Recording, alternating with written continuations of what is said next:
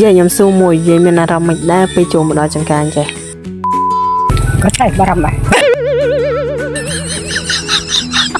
Trong giày tha còn rong ca sầm rập ngày trong sập đá tê lên trong ca bỏ nhung ngày này cứ bất chỉ sập bay lướt bìa vậy để nhung bàn bằng tục tam bát tơ còn rong ca này cứ nhung được trong một mật phệ bỏ nhung chắc na thà ngày sầm rạ trong sập đá tê lên trong ca chung kia có bàn tay để xa tay phụ quạt group kia cứ sát tơ vol ca nghe riêng riêng khơi chẳng hai nhung có bàn bọc bùa giày bỏ nhung liền liền tay chạy đòn cứ quạt trong tơ mình tên chẳng hay phèn cả bỏ nhung cái chụp giày tơ lần này trong đăng thàn là không trong ca mi play chư vậy khá to từ tam đan cho mùi khi trong video nàyទាំងអស់គ្នាដោយសារតែថ្ងៃនេះគឺមេឃភ្លៀងទៅជាជុំមែនតែនមេឃសតុំពេញមួយថ្ងៃបន្ទាប់ពីរៀងភ្លៀងក៏រៀបចំធ្វើដំណើរទៅតាមដងផ្លូវគឺស្រស់ស្អាតមែនតែនបើសិនជាបានឃើញផ្ទាល់ភ្នែកមិនដឹងថាស្រស់ស្អាតយ៉ាងណានិយាយរួមទៅ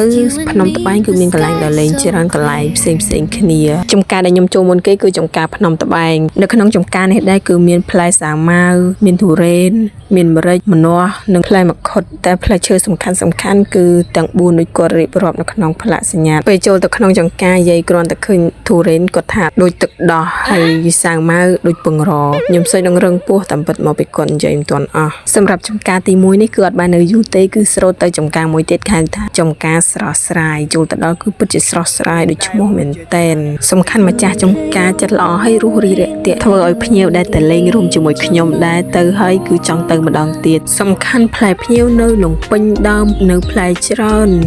ហើយត្រូវនឹងនិយាយខ្ញុំចូលចិត្តផ្លែភ្ញៀវផងក៏បែហូបខ្ញុំវិញហូបតែ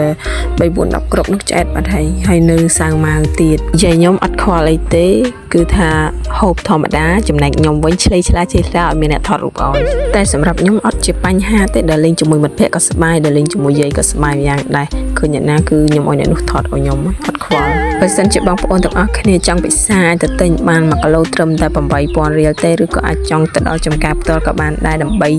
ជួយគ្រប់គ្រងផលិតផលខ្មែរចឹងណាហើយវីដេអូរបស់ខ្ញុំមានតែប៉ុណ្ណេះទេបាយបាយគ្រាន់ខែរូបបងភ្លៀងបេះដូងទីមទី